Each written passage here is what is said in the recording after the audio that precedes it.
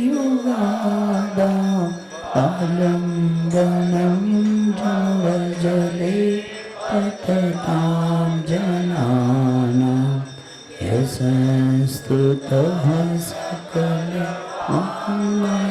तत्त्वबोधा बोधिपटुभि सुरलोकनाथे स्तोत्रे जगत्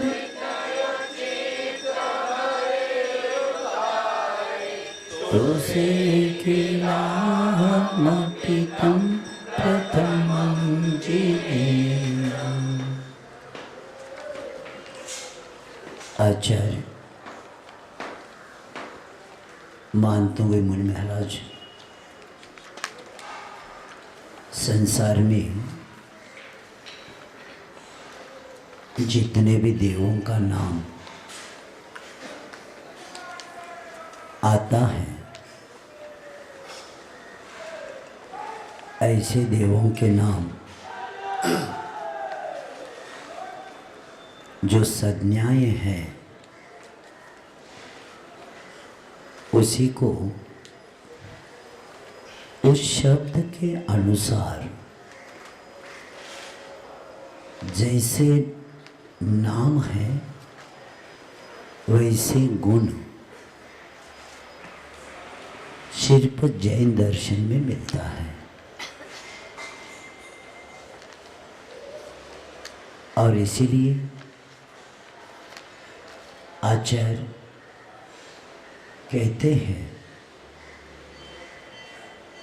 कि आप ही ब्रह्मा हैं,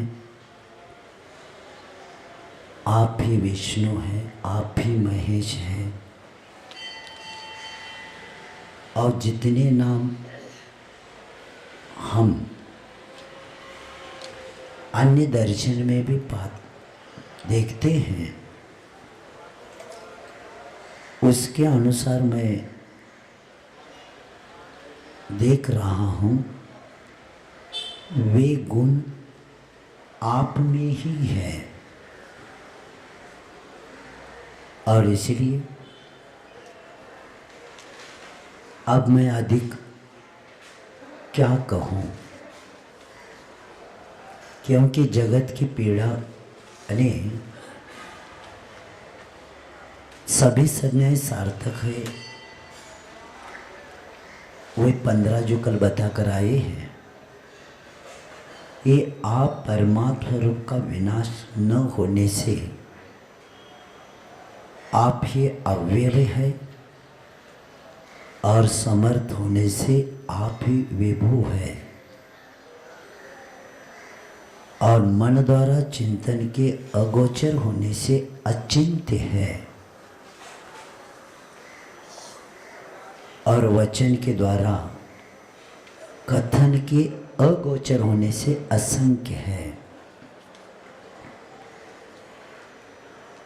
और प्रथम तीर्थंकर होने से आप आद्य है, और कर्म भूमि की सृष्टिकर्ता होने से अथवा ब्रह्मानंद में लीन होने से आप ही ब्रह्मा हैं। कि ब्रह्म जो आत्मा में आचरण करता है, आत्मा में, उसी को ब्रह्मा बोलते हैं। क्योंकि नाम ब्रह्मा है और किसी से प्रभावित है, वो परमात्मा पद को प्राप्त नहीं कर सकते। और उत्कृष्ट ऐश्वर्य संपन्न होने से आप ही ईश्वर हैं। क्योंकि उत्कृष्ट ऐश्वर्य कौन सा है? अनंत चतुष्ट है। यही सबसे बड़ा ऐश्वर्य है। जड़ ऐश्वर्य के साथ नहीं लेना, शाश्वत ऐश्वर्य है ये। जिस ऐश्वर्य से आत्मा शाश्वत सुख को प्राप्त करती है, उसको ऐश्वर्य कहते हैं। तो इसीलिए, और आप अनंत चतुष्टय के धारक है, इसलिए भी आप अनंत हैं। और अग्नि के समान काम को भस्म करने वाले होने से अब अनंग केतु हैं। सबसे महत्वपूर्ण संसार में 3 लोगों को किसी ने अगर चपेट में लिया है तो काम वासना इसलिए ही सबको चपेट में लिया है। और इसीलिए हमारी आत्मा ने अनंत काल से वासना की उपासना की है और इस भाव में हमें सौभाग्य मिला है वीतरागता की उपासना करने का। क्योंकि योगियों के स्वामी होने पर आप योगीश्वर हैं और विख्यात ध्यान होने से आप विदित योग है और नित्य अनित्य आदि अनेक रूप होने से आप क्या है? अनेक है। और अद्वितीय होने से आप एक है। और ज्ञान स्वभावी होने से आप ज्ञान स्वरूप है। और घातीय कर्म रूपी पाप मल से रहित होने से आप अमल है। इसलिए भगवान आप यथा नाम तथा गुण आपके पास है, ये बताकर कल बताकर आए हैं कि हे देववीर भगवान, आप ही देवों के द्वारा पूजित बुद्धि अर्थात ज्ञान के विकास वाले हैं, इसलिए आप ही बुद्ध हैं।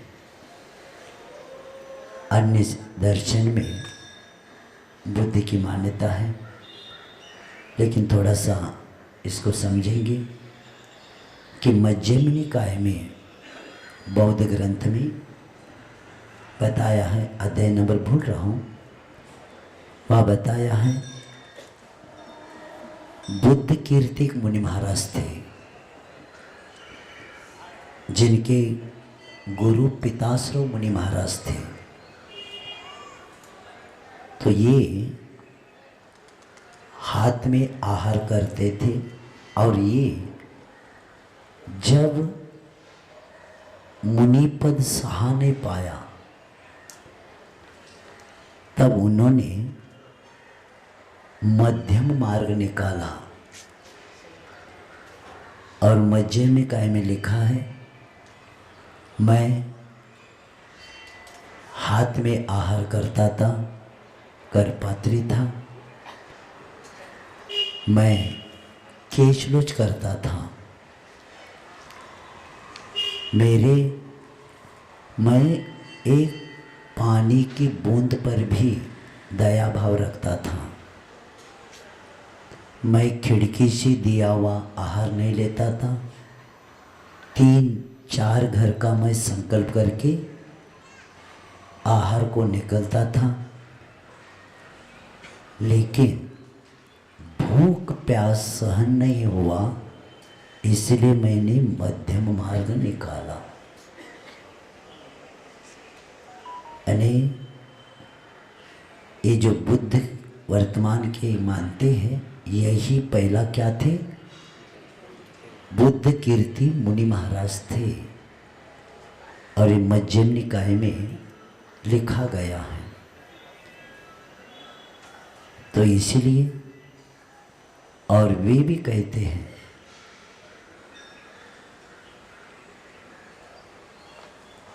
उनमें बौद्ध ग्रंथ में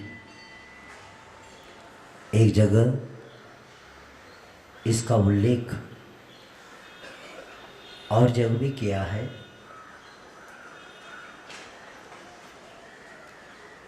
कि वे कहते हैं भगवान महावीर के प्रति, हाँ, धम्मपद में बताया है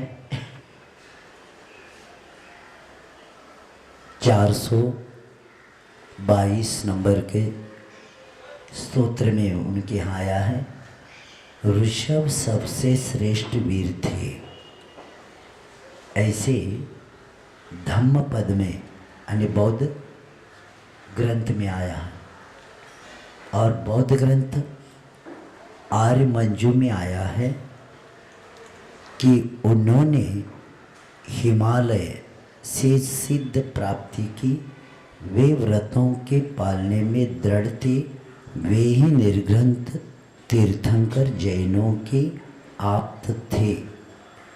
और धम्म पद में जैसे अभी बताया, तो ये उल्लेख मिलता है मज्जिम का, ये बौद्धों का एक बहुत बड़ा ग्रंथ है, उसमें ये उल्लेख मिलता है कि मैं हाथ में आहार करता था, मैं जो अभी विषय बताया था ये सब उसमें उल्लेख आता है।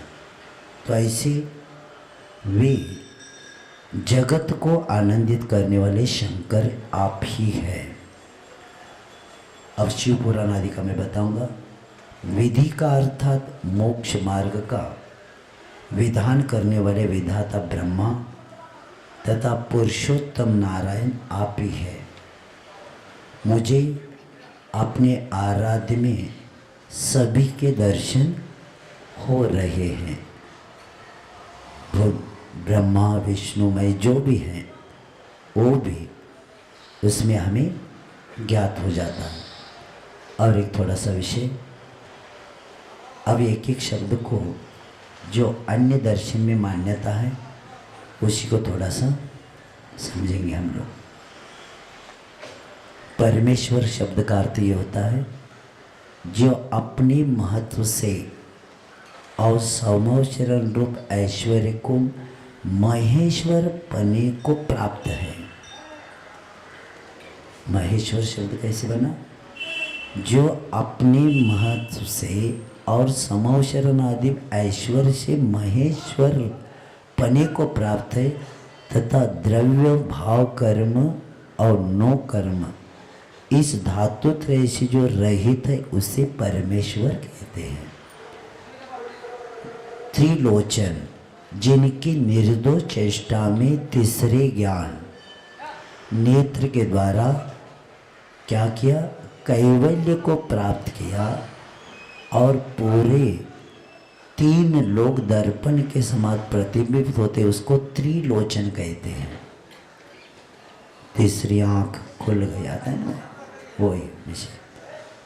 और शंकर जिसने घोर दुखार्णव में डूबे हुए प्राणियों के उद्धारार्थ दया और सुख मूलक धर्म का उपदेश दिया, उसे शंकर कहते हैं। विष्णु जिसने दिव्य द्रव्य पर्याय रूप त्रैलोक्य गोचर विश्व को अपने ज्ञान के द्वारा क्या किया? व्याप्त किया। ज्ञान के द्वारा व्याप्त किया, उसको क्या बोलते? विष्णु बोलते। और वासुदेव जो वासव आदि सर्व दोषों देवों के द्वारा सुमेरु के मस्तक पर पूजा किया गया, और जो पंच कल्याण रूप साथी से वैभव से प्राप्त है उसको वासुदेव कहते हैं।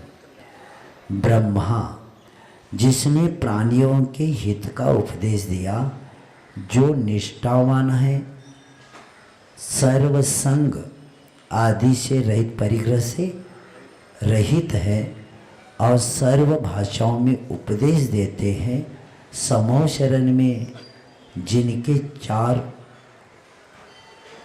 तरफ मुख दिखाई देते हैं, चार तरफ भगवान के कहते हैं समो शरण में, और जो काम विकार से रहित है उसे ब्रह्मा कहते हैं। वहाँ भी ब्रह्मा का अलग बताते, चार मुख। वो मुख ये किसका प्रतीक है? समो शरण का प्रतीक है, और उन्होंने वैसे उसको बताया।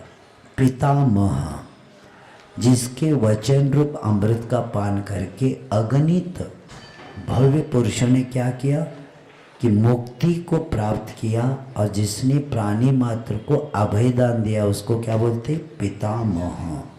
शैव यानी शिव परम सुख या परम कल्याण को कहते हैं, और वह परम सुख के विशुद्ध अवस्था का स्वरूप है और उसकी उपासना करने वाला शैव्य होता है। क्योंकि दक्षिण का इतिहास पढ़ो, एक व्यक्ति ने, बसवेश्वर ने क्या किया? वीर शैव ये दो शब्द करके लोगों को, जैनों को वीर के और दूसरे अन्य समाज को शैव करके, इसलिए वीर शैव धर्म की स्थापना, इसीलिए कई जैनों को फंसाया और कई लोगों को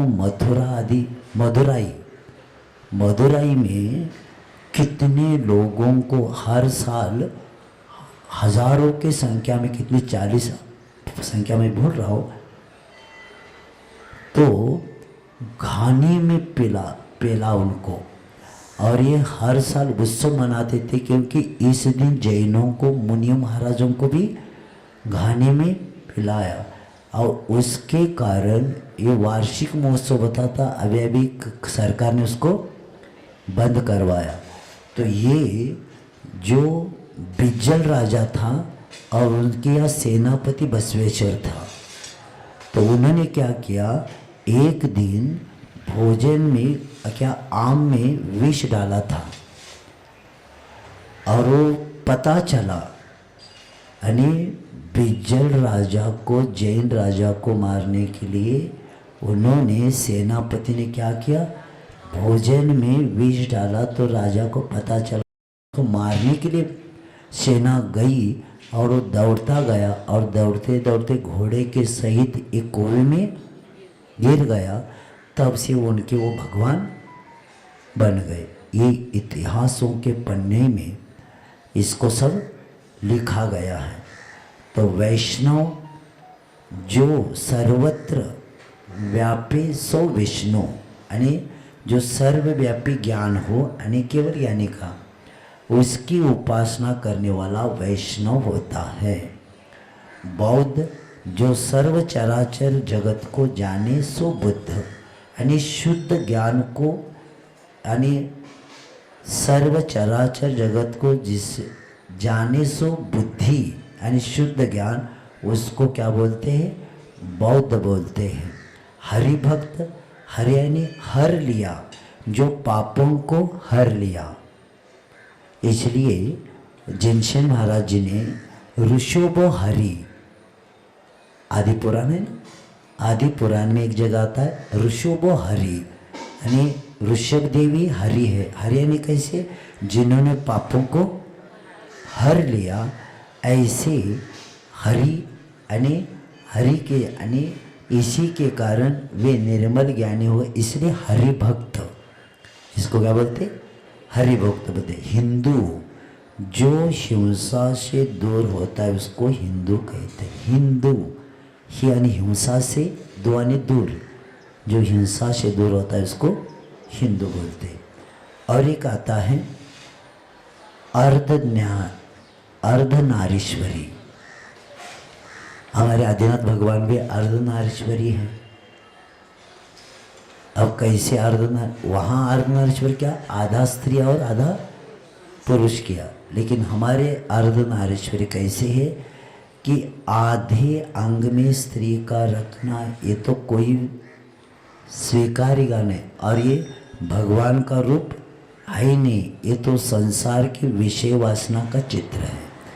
लेकिन आत्मा के शत्रु 8 है। कितने? 8 है।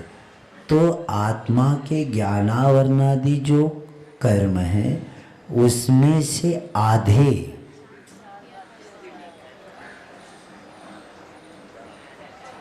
अर्ध नारी न अरी, यानी आधे शत्रु जिनके नहीं हैं,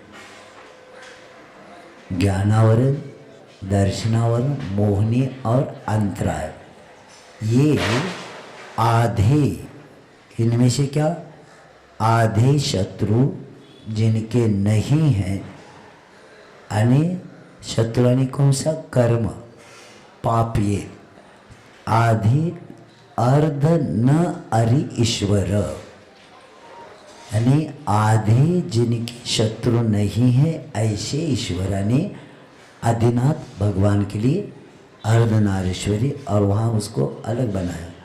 तो ऐसे संभव श यानी सुखम भवती यस्मादिति संभव, जिससे सुख की प्राप्ति होती है उसको क्या बोलते?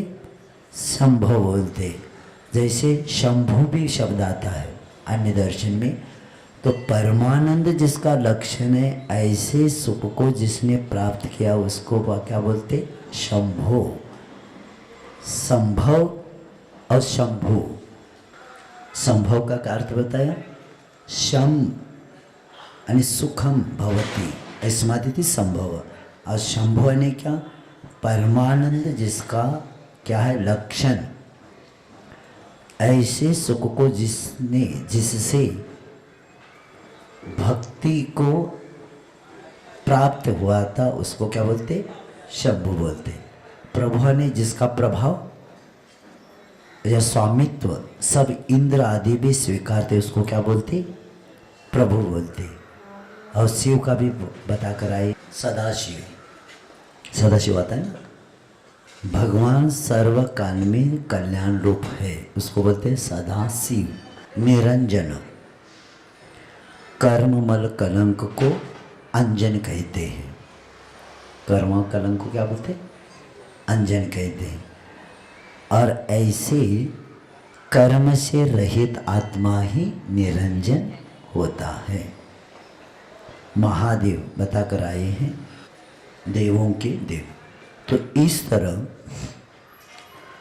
अन्य दर्शन में और एक दो तीन रेफरेंस बताता हूँ क्योंकि वेद पुराण जैसे हिंदू समाज में एक शिव पुराण आता है। शिव पुराण में बताया है 49 नंबर के श्लोक में बताया है, कैलासे पर्वते रम्य ऋषभो जिनेश्वर चकार स्वावतारम च सर्वज्ञ सवग शिव। यानी कैलाश पर्वत पर रम्य ऐसे कैलाश पर्वत पर ऋषभदेव विराजमान है। स्व अवतारी सर्वज्ञ जिन्होंने केवल ज्ञान रूपी सर्वव्यापी सर्वज्ञता और सबके हितकर्ता और शिव रूपानी कल्याण रूप ऐसे ऋषभ जिनेश्वर मनोहर कैलाश पर्वत पर विराजमान है। यजुर्वेद में आया है ओम नमो अरहतो ऋषभो। यजुर्वेद में क्या है? ओम नमो अरहतो ऋषभ। और उसमें महाराष्ट्र के संत ज्ञानेश्वर जी ने एक जगह लिखा है ज्ञानेश्वरी में, आदिनाथ गुरु सकल सिद्धाचा। ऐसे करते हुए और हिंदू समाज में सबसे बड़ा एक योग शास्त्र है जिसको हठयोग प्रदीपिका बोलते हैं। उसमें बताते हैं मंगलाचरण में श्री आदिनाथाय नमस्तु तस्मै एनोपदिष्टा हठयोग विद्या विभ्राजते प्राणनिराज योग महाराज मिछरुदि रोहिणीव। यानी आदिनाथ भगवान को नमस्कार हो जिन्होंने हमें हठयोग विद्या का सर्वप्रथम उपदेश दिया और जो कि बहुत ऊंचे राजयोग पर आरोहण करने वाले नसीनी के समान हैं। और योग शास्त्र हिंदू समाज के जितने भी हैं तो उनके यहाँ वहाँ टीका में जहाँ महादेव शब्द आता है शिव ऐसे उल्लेख आता है तो ये किसका नाम है तो बताते आदिनाथ शिव सर्वेशां नाथानो प्रथम नाथ। यानी टीका में शिव का और महादेव का जो उल्लेख करते तो टीका में कहते कि आदिनाथः यही शिव है और सर्वेशा नाथानां प्रथमो नाथ, सब नाथों में प्रथम नाथ है, ऐसा उल्लेख उनके मिलता है। और वायु पुराण में बताया है कि सब नरेशों में श्रेष्ठ क्षत्रियों के पूर्वज ऋषभ देव ही थे। और ऋग्वेद में आया है यानी जैसे जैन दर्शन में आचार्य कुंद कुंद कहते हैं अप्पा सो परमप्पा, हर आत्मा क्या बनता है? परमात्मा। उसी बात को ऋग्वेद में आया है चत्वारि श्रृंगा त्रयो अस्पादा द्वे शीर्षे सत्त हस्तोसु यस्य त्रिधा बद्धो ऋषभो रोर महादेवो मर्त्याम निवेश, जिसके 4 श्रृंग है। अध्याय नंबर 4 में आया है, जिसके 4 श्रृंग, 4 श्रृंग अनंत दर्शन, अनंत ज्ञान, सुख और वेद। 3 पाद, 3 पादाने सम्यक दर्शन, सम्यक दर्शन, सम्यक ज्ञान और सम्यक चारित्र। 2 शीर्ष केवल ज्ञान और मोक्ष तथा मन वचन का 3 योगों से बद्ध अर्थात संयत ऋषभदेव है। उन्हीं ऋषभदेव ने घोषणा की कि महादेव परमात्मा ने मर्त्या में हर आत्मा में निवास करते हैं। और मनुस्मृति में आया है अष्ट षष्टेषु तीर्थेषु यात्रायात फलम भवेत्, आदिनाथस्य देवस्य। ये शिव पुराण और मनुस्मृति मैं दोनों पुराण मंगवाया था, नए पुराण में से इसको निकाला है। मनुस्मृति की पुरानी जो प्रत है उसमें मिलता है अष्ट षष्टिषु तीर्थेषु यात्रायात फलम भवेत्, आदिनाथस्य देवस्य स्मरणात् तद्भवेत्। यानी जो फल 68 तीर्थों की यात्रा करने के बाद जो मिलता है वह फल एक बार आदिनाथ भगवान को स्मरण करने से मिलता है। अल्लाह के 99 नाम आते हैं, उसमें जो हमारे जैन दर्शन में जो नाम है वही जैसे सर्वज्ञ शब्द आता है। और जैन दर्शन के अलावा किसी दर्शन में सर्वज्ञ शब्द भगवान के लिए नहीं है। लेकिन अल्लाह के जो 99 नाम हैं उसमें या खबीरू हे सर्वज्ञ, या सातारो हे दोषापहारी, और या कुद दसु यानी हे निर्विकार, ऐसा उल्लेख मिलता है अल्लाह के नाम में। और मुस्लिम समाज में सबसे पहला आदम बाबा होकर गए। और आदम बाबा कौन? नबी का लड़का रसूल। नबी, नाभि राजा को नबी बनाया, ऋषभ को रसूल बनाया।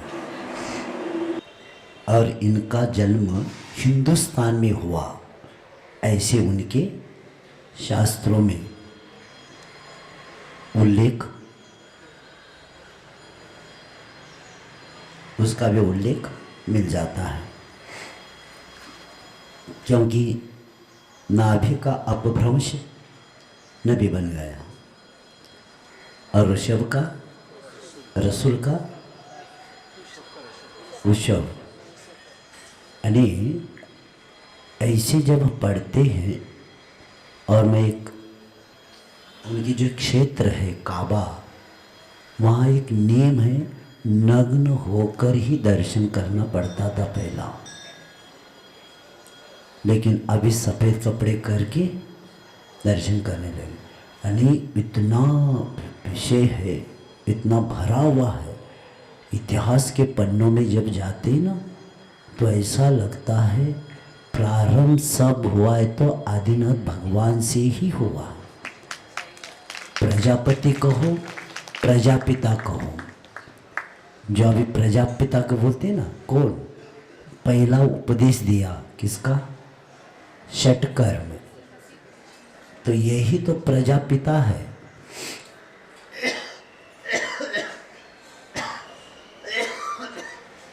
प्रजापति कहो, प्रजापिता कहो, क्योंकि अपने जो जैन दर्शन में आदि पुराण है, तो आदि पुराण में आया है अध्याय नंबर 16 में कि आशी मशी कृषि वाणिज्य शिल्प, ये यानी जीवन के षटकर्म जो कला सिखाया, और इन्हीं के कारण ये प्रजा प्रतिरियो, यानी इन्होंने ही प्रजा को जीने की कला सिखाई, जीवन यापन का।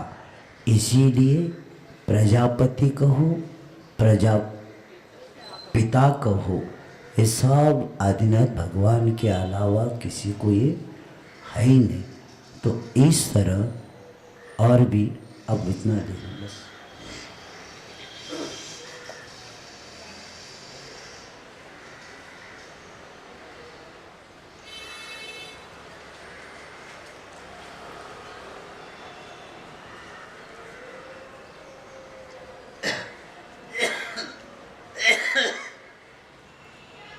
ब्रह्मांड पुराण में भी आया है और भागवत में भी आया है कि भागवत में उल्लेख मिलता है कि ऋषभ देव ने गृहस्थ आश्रम छोड़ते समय अपने 100 पुत्रों ने बड़े पुत्र भरत को सिंहासन पर बिठाया था।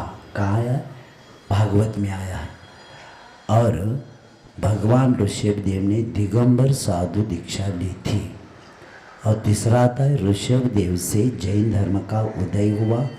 वायु पुराण ग्रंथ में बताते हैं कि नाभि राजा के मरुदेवी माता के उदय से सर्व क्षत्रियों में प्रथम राजाओं के श्रेष्ठ ऋषभ देव का उत्पन्न हुए। कहाँ था ये? वायु पुराण में, उनके यहाँ हिंदू में आता है। और ब्रह्मांड पुराण में भी आता है कि इन्हीं पुत्र के कारण तो ये भारत में क्या हो गया कि सृष्टि कर्म भूमि यहीं से तो प्रारंभ हो गए। पहला भूमि थे, ये भी उल्लेख उनके शास्त्रों में मिलता है। यजुर्वेद का भी बात कराए हैं। तो इसीलिए रामचंद्र जी ने एक हिंदू समाज में योग वाशिष्ठ एक ग्रंथ है, वैराग्य प्रकरण में सर्ग नंबर 15 में कहते, श्लोक नंबर 8 में, ना हम रामो न में वांछा भवेशु च न में मन शांत स्थिर मिच्छामि स्वात्म्य जिनो यथा। क्या कहते? रामचंद्र जी विरक्त होकर भावना करते कि मैं राम नहीं हूँ, न मुझे कोई इच्छा है, सांसारिक भोग भावों में भी मेरा मन नहीं जाता, मैं शांत होकर अपने आत्मा में इस तरह रहना चाहता हूँ जैसे जिनेंद्र भगवान, जिन भगवान ऐसा बताते। इसके बाद उन्होंने क्या किया था? अंत में दीक्षा लेके तपस्या करके काश मोक्ष गए, मांगे तुंगी से मोक्ष गए। लेकिन ये यानी योग वाशिष्ठ में ये उल्लेख पहले से है कि मेरा मन नहीं और मुझे जिन देव जैसे बनना है। और बाद में उन्होंने दीक्षा लिया। स्कंद पुराण में भी आया है, जो अभी गिरनार जी का चल रहा है ना, उनके लिए सब उन्हीं के शास्त्रों मैंने बहुत रेफरेंस निकाल के रखा हूँ। गिरनार जी के बारे में देखो, स्कंद पुराण के 16वें अध्याय में श्लोक नंबर 96 में बताते हैं कि मनो अभीष्ट सिद्धर्थ तत्सिद्ध मम पापमान नेमिनाथ शिवस्तेव नाम चकार वामन। गिरनार पर्वत पर भगवान नेमिनाथ का तपस्या का स्थान है। वामन ने अपनी मनोरथी की सिद्धि के लिए नेमिनाथ शिव का जाप इन्होंने यहाँ किया था। बताओ, भरा हुआ विषय। मैं ज़्यादा अन्य शास्त्र का मैं भी पढ़ता हूँ, क्योंकि जैन दर्शन का समर्थन करने वाले वेद पुराण कुरान भरा हुआ, किसको पता है। इसीलिए स्वाध्याय होना चाहिए। जब अन्य दर्शन स्वीकार कर रहा है, वीतराग के भूमिला कोई नहीं, तो जैनों को समझाना पड़ रहा है। ये पंथ के पीछे कौन समझ रहा है, और थोड़ी भी समझने की इच्छा नहीं कर रहा। जब अन्य दर्शन में इसके बिना भगवान कोई है ही नहीं कहा जा रहा है, और ये समाज की हमारी जो कमी है ना, ह्रास होने का कारण दूसरे कोई नहीं, हमारे लोग ही ह्रास के कारण है। बहुत वेदना होती है अपनों को। इसलिए आचार्य कहते पहला जानता नहीं, बताने के बाद मानता नहीं, ऊपर तानता है। पहला जानता नहीं, बताने के बाद मानता नहीं, ऊपर तानता है। जैसे इन्होंने सब पढ़ा है, और एक जैन शब्द की व्याख्या पता नहीं। जैन किसको कहते हैं? जैन किसको कहते हैं? मैं पूछ रहा हूँ सबको। कोई कहता है रात्रि भोजन त्याग करने वाला, कोई कहता है अष्टमुर्गों पालन करने वाला। जिनस्य उपासक जैन, बुद्ध को पूजने वाला बौद्ध, यीशु को पूजने वाला क्रिश्चियन, और जिनेंद्र भगवान को पूजने वाला जैन। जिनेंद्र भगवान को छोड़ के दूसरों को पूजेगा, वो जैन में नहीं आता। अब जैन को जैन की व्याख्या पता नहीं, और कहाँ का क्या बताना। तो इसीलिए तो इस तरह अब इतना विषय करिए, और मेरे पास बहुत विषय, लेकिन मुझे पास समय। अब कहते हैं कि भगवान, इसीलिए तो मेरा मस्तक अनायास क्या होता है, नम्रीभूत हो जाता है। बोलेंगे आगे का, तुभ्यं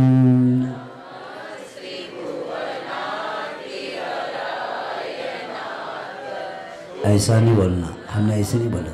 तुभ्यं नमस्ते भुवनार्ति हराय नाथ, तुभ्यं नमः चितितल, तुभ्यं नमस्ते।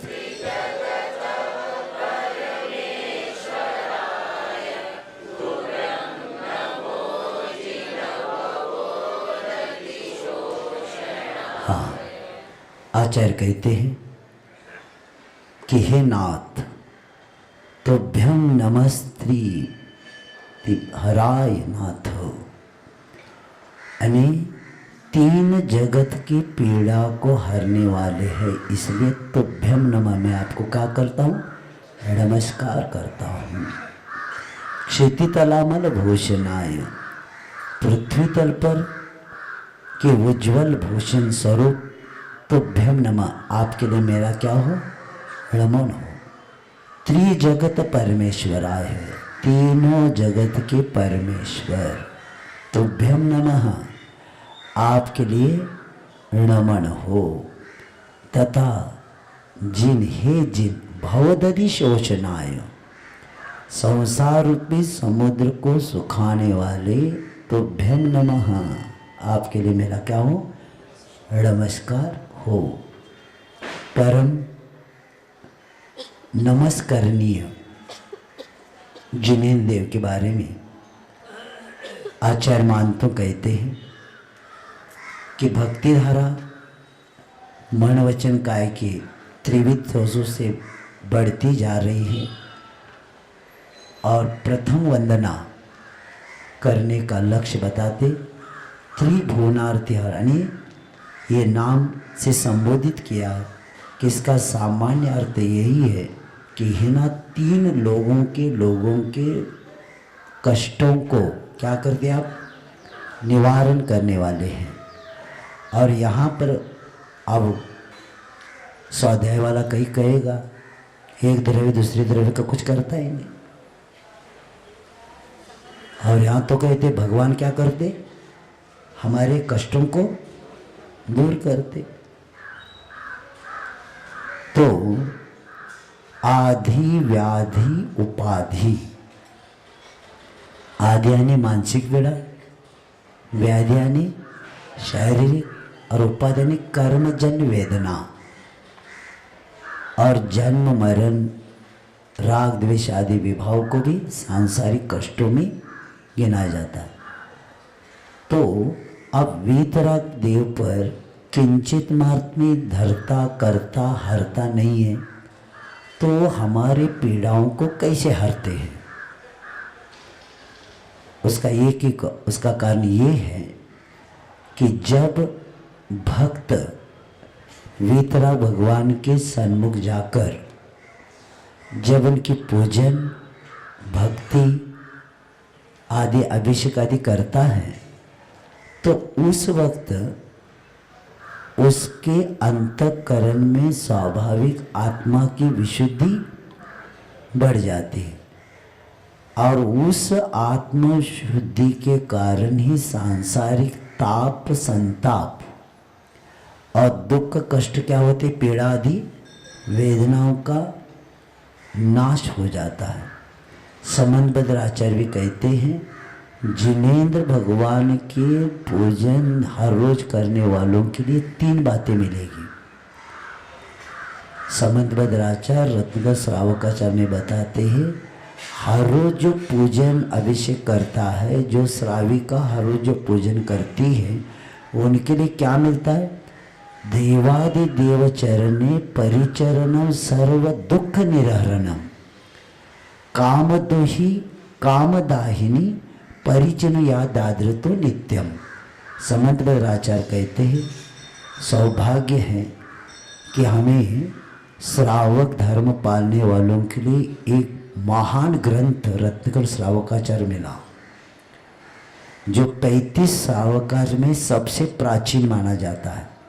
और हमने इसके पहले भी बताया था, जो शिलालेखों में उल्लेख मिलता है, आगे जाकर ये तीर्थंकर बनने वाले ऐसे महान आचार्य के द्वारा लिखा हुआ भी कहते हैं कि हर रोज पूजन करने वालों को क्या मिलता है? सर्व दुख हरणम, दुख का नाश होता है। कामदोही कामदाहिनी, यानी मनोकामना पूर्ण होती है, विषय वासना कम होती है।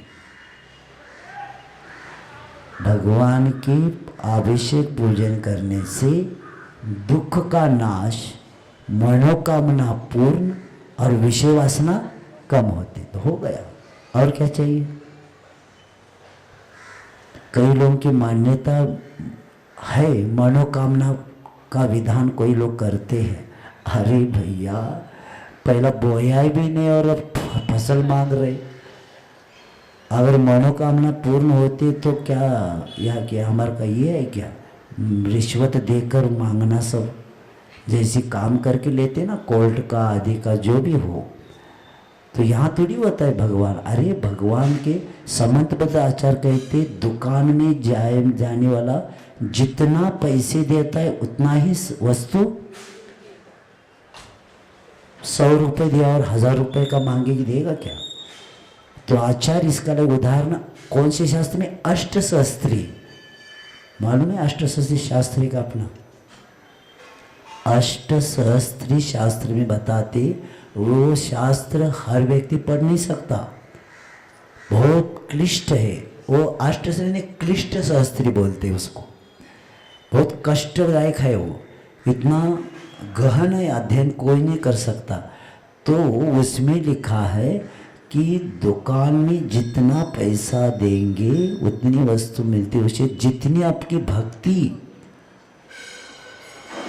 जितनी आपके अंतःकरण की निर्मलता, उतना आपको फल मिलेगा। अब हजारों लोग एक साथ अर्घ्य चढ़ाते हैं, तो सबको फल एक है क्या? संगीत भी एक बज रहा है, सबके हाथ में अष्टद्रव्य जो सबके पास एक ही है, लेकिन ऐसे कहते जो छोड़ते हैं, छोड़ते समय जो भाव है वही कर्म निर्जरा का कारण है। अर्घ्य एक, बीज एक, लेकिन भूमि अलग अलग, और भूमि के अनुसार ही उस बीज में शक्ति प्राप्त होती। उसी तरह भक्ति हमारे ज़्यादा है तो उसी भक्ति के द्वारा तो मिलेगा अपने को। इसीलिए भगवान देते नहीं, लेकिन आचार्य विद्यासागर कहते लेने का पावर तो होना चाहिए। क्या होना चाहिए? पावर तो होना चाहिए। अगर आपके पास जितनी भक्ति रहेगी उतना आपको फल नियम से मिलेगा। इसीलिए धर्मो रक्षति रक्षित, जो धर्म की रक्षा करता है धर्म उसकी सुरक्षा कर ही देता। तो ऐसे वे हरता करता कोई नहीं है। अगर हमारे दुखों का हरता होता तो हम क्या करता? हमने किया कर्म कौन भोगता? इसीलिए जो कर्म करता है उसी को भोगना पड़ता है। कर्म करने में सहायक बन सकते, लेकिन भोगने में स्वतंत्र उम्मीदवार। भोगने में अकेला रहेगा। पाप करने के लिए कई लोग हो सकते, लेकिन भोगने के लिए अकेला रहता है, कोई नहीं आता। अरे वो आदिनाथ भगवान बन ऋषभदेव मुनि महाराज क्या बनने वाले? तीर्थंकर। 6 महीने आ गए मुंबई में, पड़गा नहीं हुआ 6 महीने तक। तो कोई हमारी देवी देवता कान में आकर बताना चाहिए तो स्वप्न में आकर ऐसा करो, नहीं, इसलिए नहीं आए। 6 महीने का जो कर्म का बंद किया था, बैल को मुस्की बांधी थी, तो 6 घंटे का 6 महीने तक परिवर्तित हो गया, और उसी के समय कोई नहीं आया। पार्श्वनाथ जी के ऊपर उपसर्ग हुआ, 7 दिन कोई नहीं आया, आ ही नहीं सकते, क्योंकि कर्मों की निर्जरा हो गई। पिक्चर में बताते ना, चोरी करके सब चोर भाग जाता है और पुलिस की गाड़ी उन्हीं करके आ जाती। तो जब ले रहा था तब नहीं आती, जब कूद जाता है तब पुलिस की गाड़ी। अपने पिक्चर देखा, मैंने भी बचपन में देखा इसलिए याद आया। यानी वो कूदने के बाद आती है, पहले नहीं आती पुलिस की गाड़ी। उसी तरह उपसर्ग कब पूर्ण हो गया और फना फैलाया और सब लोग फना के पीछे लगे और उपसर्ग दूर किया। अरे भैया, उन्होंने नहीं किया, ये पुण्य उस जीव का था, इसलिए वो कर्मों की निर्जरा होने के बाद वो आ गए और हम उन्हीं के पीछे लगे और उनके पीछे देखते ही नहीं। सिद्धांत समझो, किसको पूजना किसको नहीं पूजना। इसलिए तुभ्यम नमस्ते त्रिभुवनार्ति हारायणाथ। और ये क्षितितलामल भूषणाय, यानी जिनेश्वर देव को नमस्कार करते हुए कहते कि आप ऊर्ध मध्य अधोलोक के प्राणियों के शिरोमणि हैं। इसलिए हमारे भगवान के ऊपर क्या करते? 3 छत्र हमारे भगवान, क्योंकि छत्रपति जो होते हैं ना, लोक में राजा होता है, उसके ऊपर 1 छत्र होता है। क्या होता है? 1 छत्र होता है। जैसे शिवाजी महाराज जी के ऊपर कितना है? 1 छत्र है। तो 1 छत्र यानी इस एरिया के पति, छत्रपति। लेकिन हमारे भगवान क्या है? 3 लोक, जिनको 3 लोक में पूजे जाते हैं, इसलिए ऊपर क्या किया है? 3 छत्र है। और ऐसे भवदधि शोषणाय, यानी भगवान की स्तुति करते हुए कहते हैं कि आचार्य, क्योंकि यहाँ भवदधि शोषक बताते, अन्य दर्शन का खंडन भी किया। जैसे अगस्त ऋषि का आता है, जिन्होंने समुद्र को क्या किया था? पी डाला था अगस्त ऋषि ने। तो ऐसा किया था, एक जनश्रुति मानी जाती है कि अगस्त ऋषि ने क्या किया था, समुद्र को पी डाला था। परंतु आपने तो जनश्रुति को प्रत्यक्ष करके दिखलाया। कैसे किया आपने? अर्थात संसार रूपी समुद्र का आपने क्या किया? शोषण किया। संसार रूपी समुद्र भगवान का क्या हो गया? नष्ट हो गया। यानी इसलिए आप ऐसे प्रतापन ज्ञान मार्तंड है कि हे प्रभु, आपके लिए तो संसार निश्चित यानी थोड़ा भी नहीं रहा। जब आपका नहीं रहा था, आपके भक्तों का भी यह संसार वारदी चुलुक का प्रमाण आता है ना। जब भगवान के दर्शन करते हैं तो चुल्लू भर पानी रहता है। तो इस तरह समुद्र चुल्लू भर पानी के समान रह गया। इस भांति ये बताकर पूर्ण करते। अब आगे का बोलो। को विस्मृत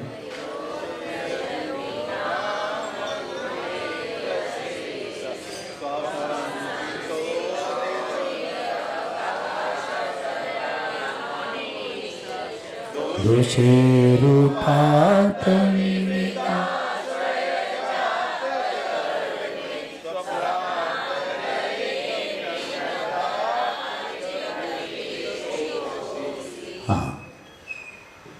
हे गुरु सर्वगुण निधान, हे मुनीश, यदि वास्तव में निरवकाश दया स्थान का अभाव होने के कारण अशेष गुण यानी सभी गुणों के द्वारा क्या हुआ है, आप आश्रय बनाए गए, उपात विविधा सजात स्वीकार किए गए नाना आश्रयों से जिन्हें गर्व उत्पन्न होता है, ऐसे दोषों के द्वारा कदाचित भी स्वप्न में भी आपकी ओर नहीं देख पाए। तो यहाँ आचार्य कहते हैं, अन्यत्र ठिकाना न मिलने से क्या, अन्यत्र जगह न मिलने से क्षमा संतोष आदि सब गुण आपके शरण में चले आए। लेकिन जिनके विविध निजी निवास थे, उन अभिमानी दोषों में शरण लेना तो दूर, जो दोषों से युक्त गुण है, दोष है ना, वो गुण शब्द है भी, जो दोष है वे क्या हो गए, आपके शरण में आए ही नहीं। कभी स्वप्न में भी आपकी ओर नहीं देखा। ये आश्चर्यजनक नहीं, क्योंकि जब अपना घर नहीं होता, क्या जब अपना घर नहीं होता तब योग्य आश्रय ढूंढा जाता है। तात्पर्य ये कि आप समस्त गुणों के एकमात्र आश्रय है और समस्त दोषों ने सर्वथा दूर है, क्योंकि इसी प्रकार आपके गुणानुवाद से भक्त गुणों से मंडित होते। दोष क्या कहते, हमें वितरा भगवान ने नहीं दिया तो क्या हुआ, हमें स्थान देने वाले तथाकथित देव बहुत है हमारे पास। एक हमारा दोष क्या कहता है, अगर वितरा भगवान ने नहीं दिया तो क्या हुआ, हमें आश्रय देने वाले संसार में बहुत देव है, इसलिए क्या जरूरत नहीं, क्योंकि वो इधर आ ही नहीं सकते कि जो जिसका घर है वही तो जाएगा। तो जो जितने अच्छे अच्छे गुण है वह कहाँ गए, वीतराग में आ गए, अब बाकी के सरागी में भरे हुए हैं। अब प्रातिहार उच्च बोलो। अशोक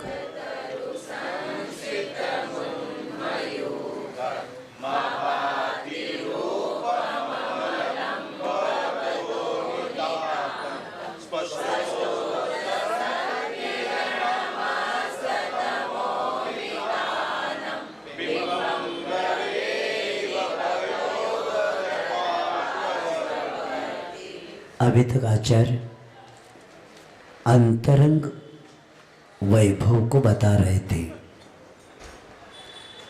अब यहाँ से बहिरंग वैभव को बता रहे हैं,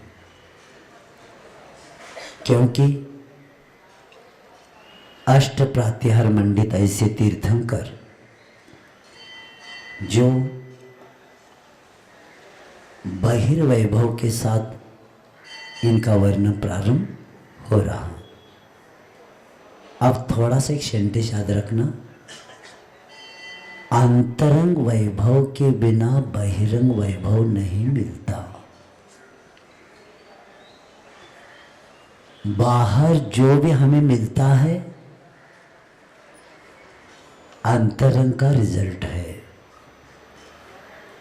जिस आत्मा के समोशरण की रचना हुई, क्या उन्होंने ऑर्डर दिया क्या समोशरण का? नहीं, ये आत्म वैभव का ही फल है। इसीलिए बाहर के वैभव के पीछे लगेंगे ना, आत्म वैभव आपका चला जाएगा। इसीलिए सिद्धांत है, जिसके पास आत्म वैभव यानी धर्म रहता है उसको धन मांगने की जरूरत नहीं। ये बहिरंग वैभव जो संसारी भौतिकता जो मानता है, ये कब मिलता है? पुण्य का उदय हो, साता का उदय हो तो मिलेगा, और असाता में आपको कभी भी नहीं मिल सकता। तो ये आचार्य कहते हैं कि यहाँ प्रातिहार पहला शब्द समझेंगे कि इंद्र प्रतिहार जिसका निर्माण, उसको क्या बोलते? प्रातिहार बोलते। यानी मनमोहक बोध चिन्ह को ही प्रातिहार कहते हैं। और इंद्रिय क्या करता है? उसका प्रतिहार, जिसका निर्माता है। और अरहत भगवान के ऐसे महिमा बोधक चिन्ह कितने हैं? 8 है।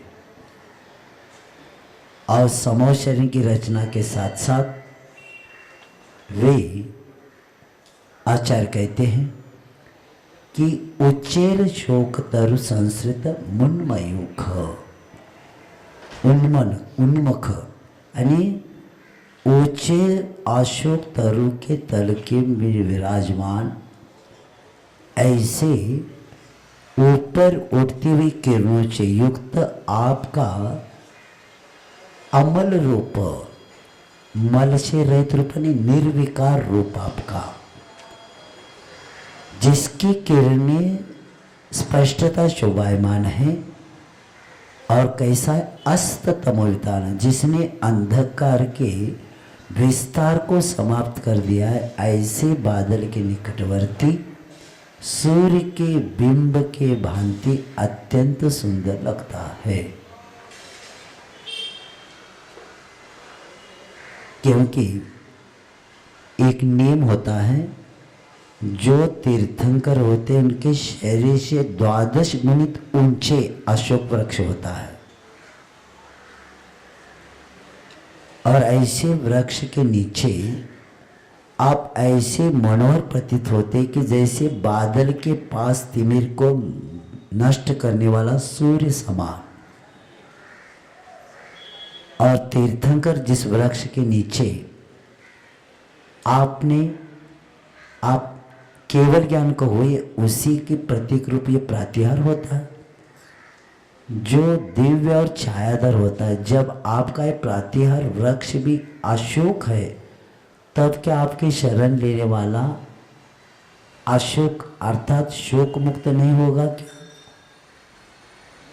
अशोक वृक्ष के आपके पास आने वाला व्यक्ति शोक से रहित हो जाता है। ऐसे कह के, क्योंकि मेरे पास विषय बहुत है, लेकिन अपने पास 40 तक पूर्ण करना है। आगे को बोलेंगे सिंहासन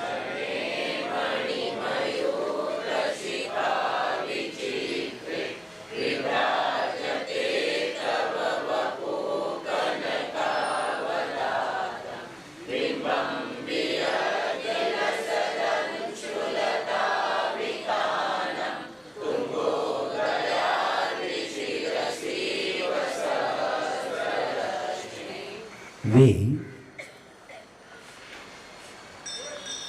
सिंहासन के बारे में बताया जा रहा है कि मणियों के किरण शिखाओं से जो रंग बिरंगा है, ऐसे सिंहासन पर तव कनकावदातम वपु, आपका शरीर कैसा है?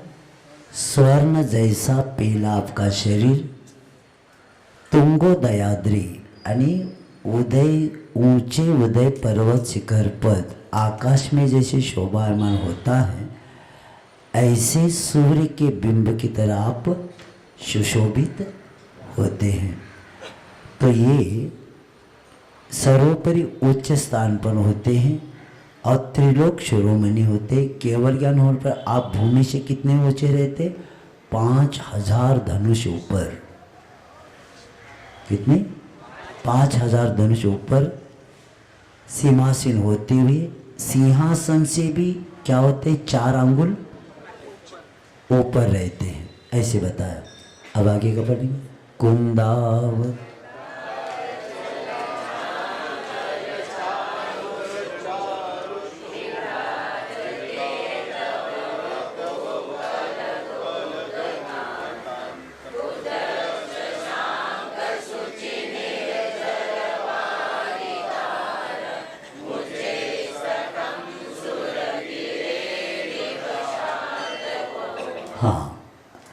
चवर के बारे में बताया जा रहा है कि कुंद पुष्प के समान दोनों ओर ढोरते हुए चवरों से मनोहर जिसकी शोभा है, ऐसे आपका स्वर्ण जैसे मनोहर शरीर, जिससे चंद्रमा सम उज्ज्वल झरनों की जलधाराओं जैसे सुमेरु पर्वत के स्वर्ण में ऊंचे तट के समान सुशोभित होता है। भक्त हृदय में भावपटल व समोशरण का अद्वितीय अलौकिक दृश्य चित्रित करते आचार्य मानतु कहते हैं कि जब एक उत्तुंग पर्वत से गिरने वाले जलप्रपात को देखकर व्यक्ति क्या करता है? विहंगम दृश्य कहता है। तो ऐसे प्राकृतिक सौंदर्य शुष्क हृदय को भी जब रस प्लावित कर देता है, तब स्वर्णिम सुमेरु पर्वत पर जो निर्झर करने वाला ऐसा रमणीय नयनाभिराम ऐसे प्रतीत नहीं होता क्या? तो इसीलिए आचार्य कहते हैं कि भगवान आपके ऊपर जो चवर क्या हो रहे? ढोलता जा रहे हैं, तो उस वक्त वो 64 कितने होते चवर जब निरंतर नीचे ऊपर होता रहता है, तो चवर ही मानो कह रहा है कि जो भगवान के चरणों में, चवर नीचे जाता है, भगवान के चरणों में आकर आएंगे तो नियम से क्या होगा? आप ऊपर उठ जाएंगे। जैसे चवर नीचे ऊपर, तो चवर यानी भगवान के चरणों में जो आता है वो नियम से ऊपर उठ जाता है, यानी उसका उद्धार नियम से हो जाता है। आगे का छत्रत्र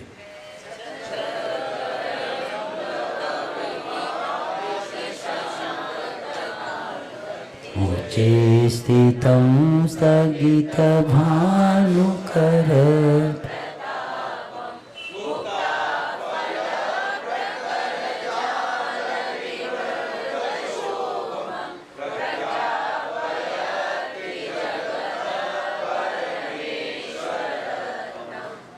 आचार्य छत्रत्रय के बारे में बताते हैं कि चंद्रमा सब मनोहर ऐसे ऊपर अवस्थित उस ऐसे छत्रत्रय प्रातिहार है तो जो तीनों जगत के संबंधी आपकी परमेश्वरता को क्या करता है? प्रकट कर देता है। तो इस बात को बताते हुए आचार्य कहते हैं कि आप त्रिभुवन के परमेश्वर प्रकट करते, यानी क्योंकि आप धर्मेंद्र चक्रवर्ती और इंद्र की क्या है, स्वामी है। उसी का ये प्रतीक ये छत्रत्रय है। और ये प्रभुता को बतलाने के लिए प्राय करके छत्र रखा जाता है, जैसे हमने अभी बताया था।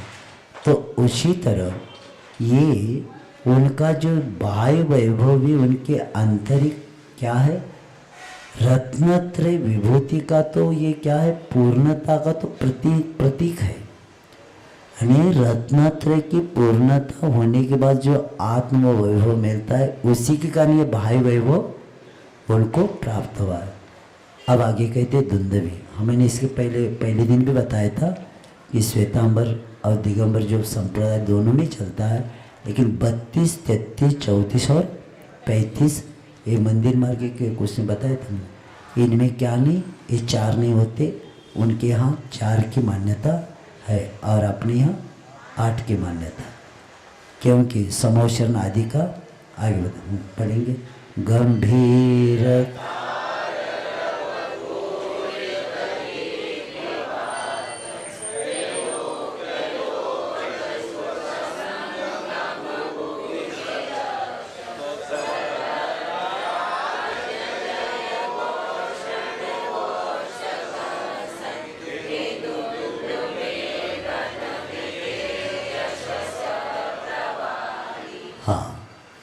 ये कौन सा विषय है अपने पास, दुंदुभी प्रत्याहार के बारे में। यानी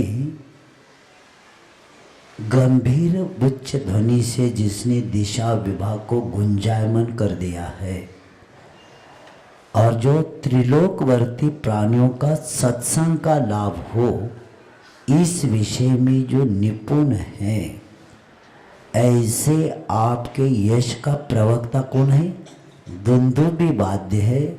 यही राज जय घोषक है और इसी आपकी जय घोषणा का उद्घोषक है। आकाश में क्या करता है, वह ध्वनि करता रहता है। तो यहाँ आचार्य उस परम पूज्य गंधराचार्यों ने अपनी साधकतम अवस्था में की स्थिरता में ओंकार में ध्वनि को केवली के द्वारा जो जैन धर्म के तत्व को द्वादशांग श्रुत में क्या क्या गुंथ कर अभी तक सुरक्षित रखा है। और उसी परंपरा में मुनियों के द्वारा ये वीतराग विज्ञान में जैन धर्मामृत को सागर में गागर भरकर प्राणी मात्र के लिए क्या क्या कल्याणार्थ दे दिया और सबके हृदय में ये तत्व पहुँचे, क्योंकि वे कहते कि धर्म क्या है और संसार के जीवों को जो दुख है उससे छुड़वाने के लिए, सुख की प्रतिष्ठा करने के लिए धर्म कहते हैं। यानी संसार दुख तो सत्वान यो धरित्योत्तम सुखे। तो उन्होंने क्या किया कि संसार में जो दुखी जीव है, ऐसे दुखी जीवों को उत्तम सुखों में पहुंचाने वाला कौन है, धर्म है। और धर्म के अलावा संसार में कोई नहीं है। और ये बता के कहते हैं क्योंकि संसारी जीव अनादिकाल से 3-4 शब्द सुनेंगे, ये करने दो उनको, नहीं करने दो, हो गया हमारे विषय। संसारी 3-4 शब्द सुनो। संसारी जीव अनादिकाल से विषय कषायों से मूर्छित है। संसार जीव क्या है, अनादिकाल से विषय कषायों से मूर्छित होकर मिथ्यात्व के काल रात्रि में मोह निद्रा में निमग्न है। कौन सी रात्र है, मिथ्यात्व की रात्र। और निद्रा कौन सी, मोह निद्रा। ये 3-4 शब्द का चिंतन करेंगे तो सब पता चलेगा।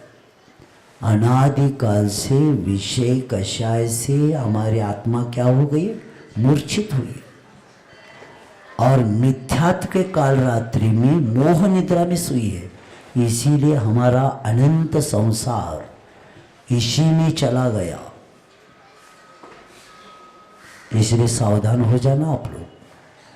तो ऐसे समो शरण में ऐसे सोई हुई आत्मा को जागृत करने के लिए ये दुंदुभी क्या करते, आ जाओ। कहाँ जाओ? यहाँ समागम को प्राप्त करो। कौन सी समागम? सत्समागम। समो शरण ही क्या है? सत्समागम है। और कई लोग कहते ना सत्संग करने के लिए जा रहे। अरे सत्संग शब्द का अर्थ पे जानो, सत्य का संग। सत्संग यानी क्या होता है? आप जिनके पास जा रहे हो वो सत्य के पहले जान तो लो, वही सत्य नहीं। और तुम्हें क्या सत्संग देंगे? जब हमें जैन कुल में जन्मे तब से सत्संग है। सच्चे वीतराग देव, निर्ग्रंथ गुरु और सिद्धांत चार, इस भाव में हमें सत्संग मिला है। हमें कहाँ जाने की जरूरत ही नहीं। और हम मंदिर जी में आते हैं, साधु के पास आते हैं, इसके सत्संग वाला क्या चाहिए तुम्हें? सत्संग क्या? म्यूजिक लगाना, हाथ के आप रखना, ये सत्संग है क्या? सत्संग वह होता है जो सत्य का संग प्राप्त करता है, वही सत्संग को प्राप्त कर सकता है। आगे बोलेंगे बंदोदर। मंदार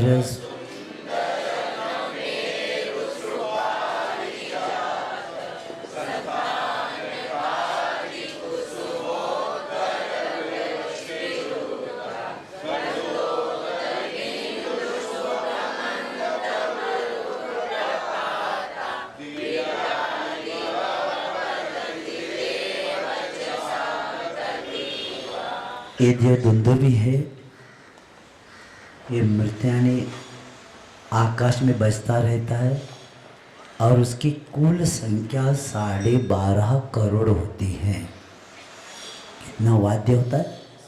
12.5 करोड़। ये वाद्यों की कुल संख्या रहती है। और इसके बाद वह सुगंधित जल बिंदुओं के सुखद वायु के झोंके से धीमे धीमे गिरने वाली उत्कृष्ट ऐसी जो दैवी, ऐसे मंदार सुंदर आदि जो भी स्वर्गीय पुष्प राशि वर्षा आकाश से गिरती है, मानो आपके वचनों की राशि है।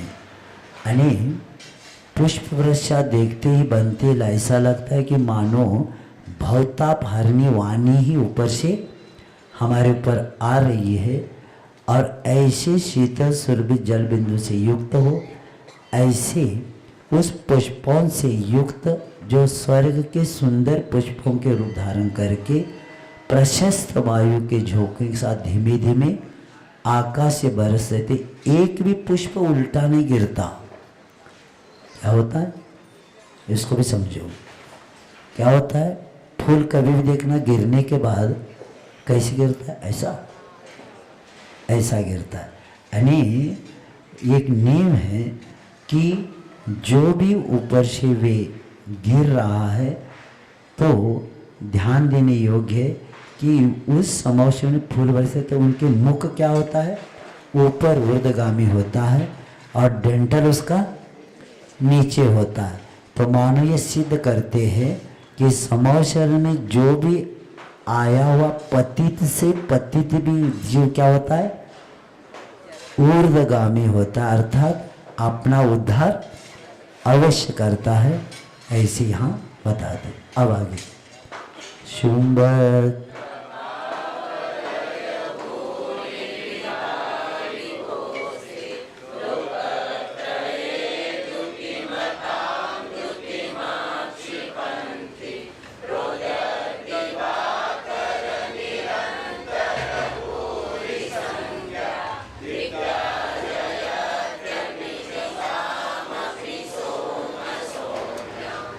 अने उज्ज्वलता की अपेक्षा उगते हुए अंतराल रहे सूर्यों की भारी संख्या वाली होकर भी चंद्रमा सम सुहावनी तथा तीनों जगत में प्रकाशमान ऐसे पदार्थों की कांति को लज्जित करने वाली ऐसी आप विभू के दैत्यत्मा भावमंडल की महान आभा रात्रि को भी क्या कर देती है, पराजित कर देती है।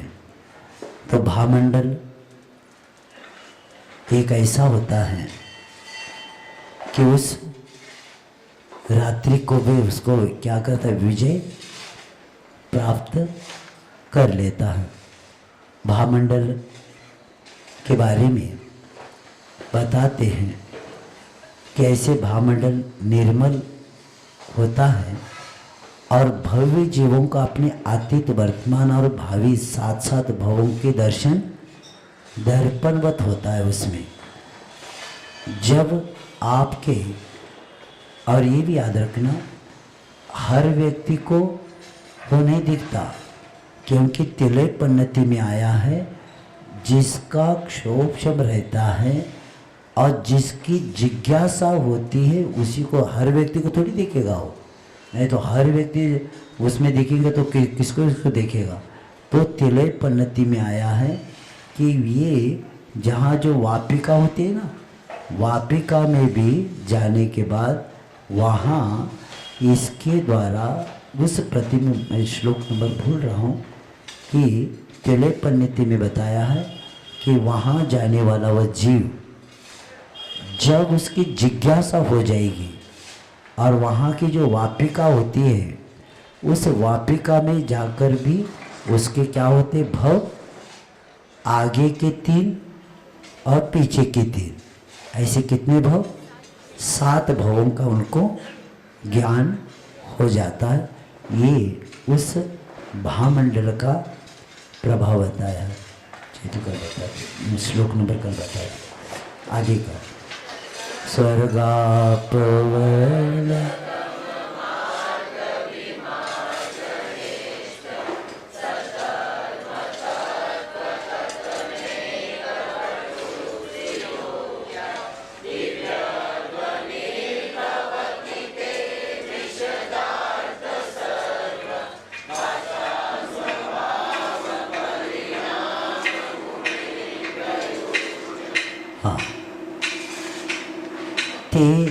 दिव्य ध्वनि, आपकी दिव्य ध्वनि स्वर्गाप वर्ग मार्ग निष्ठ, स्वर्ग, अभी देखो नहीं उस तरफ कर लेना अपना हो जाए, स्वर्ग और मोक्ष जाने के मार्ग का अनुसंधान करने वाला है।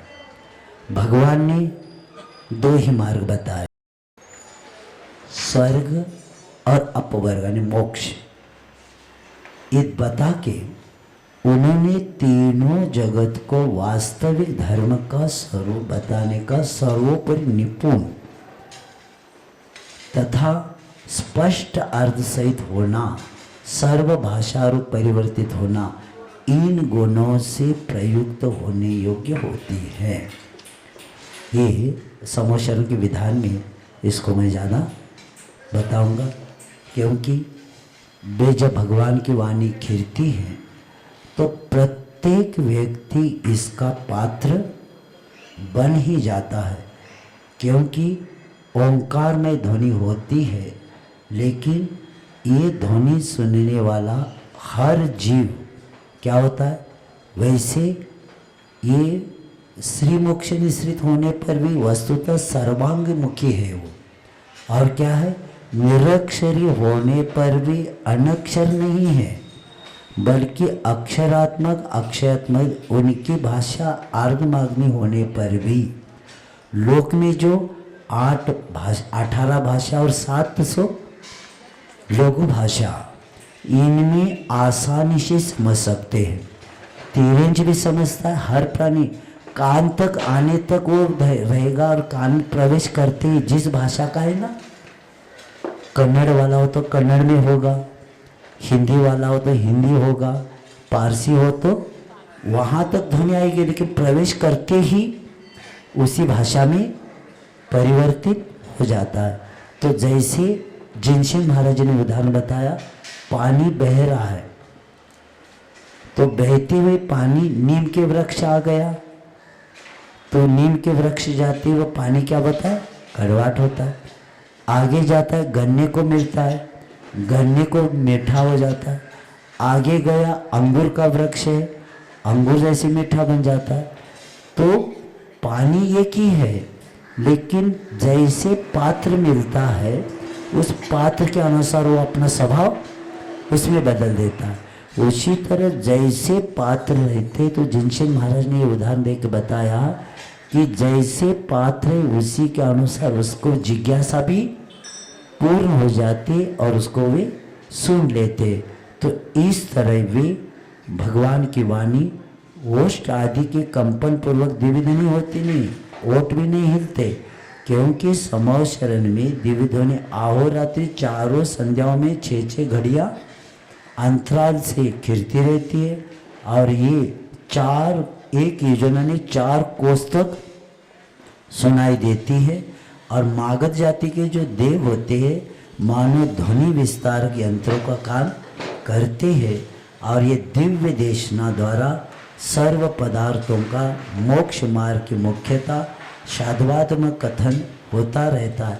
और इस धर्मामृत वर्षन से अलौकिक और लौकिक सिद्धियों की प्राप्ति हो जाती है। आगे का पढ़ें।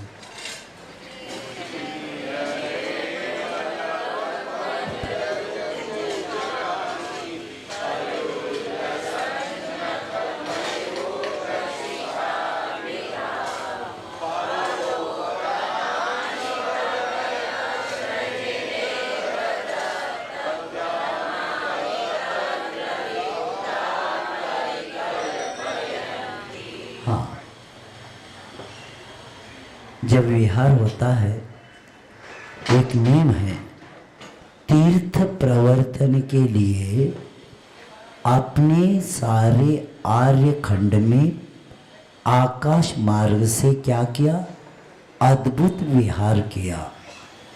तो ऐसे विहार करते समय हे भगवान, आपके जो खिले हुए नवीन स्वर्ण कमलों के पुंज के सम सब और प्रकाशमान नखों के किरणों शिखाओं के कारण मनोहर है। ऐसे आपके 2 चरण जहाँ भी भरते हैं वहाँ देवों के द्वारा क्या होते, कमलों की रचना होती है। तो यहाँ जब 32 पंक्तियों में 7-7, वैसे कितने कुल कमल होते, 225 कमल कितने होंगे, 225 और कितने रहेंगे, तो ऐसे 32 पंक्तियों में 7-7, 32 पंक्तियाँ हो जाएगी ऐसा करके, और सबके 7-7 तो कितने हो जाएंगे, 225।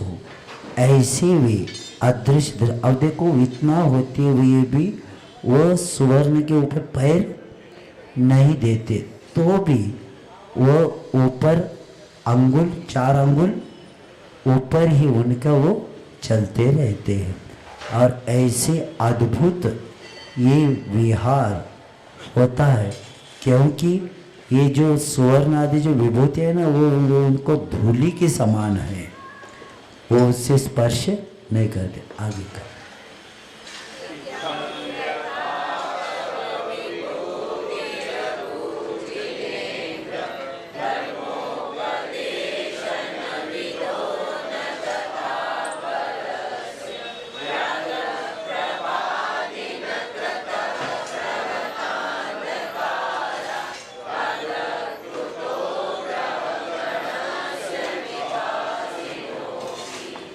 इस तरह 12 योजन विस्तृत ऐसा समोशरण भगवान हे जिनेन्द्र देव धर्म के उपदेश के विधि में जिस प्रकार आपकी विभूति हुई उस प्रकार अन्य किसी का नहीं हुआ है, क्योंकि यही जैसे अंधकार विनाशक सूर्य होता है वैसी प्रकाशमान होते हुए ग्रहों में कभी नहीं होता। और जो वैभव समोशलन का आपका है, ये अन्य कहाँ देखने को नहीं मिलता। ऐसे बता आगे का चौतन्मदा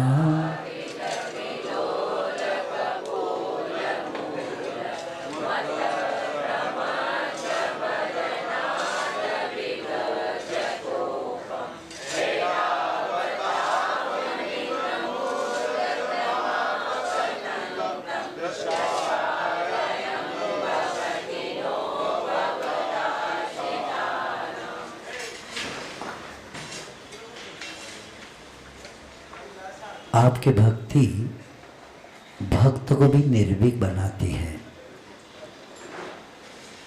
जैसे झरने वाले मद से युक्त ऐसे मटमैले चंचल गालों से मूल भाग पर मंडराते हुए भ्रमरों की गुंजार से जिसका क्रोध तीव्र हो गया है, जो ऐसा ऐरावत हाथी जैसा है, उद्दंड है और वह आगे बढ़ रहा है, और ऐसे हाथी को देखकर आपके शरणागतों को कोई डर नहीं लगता।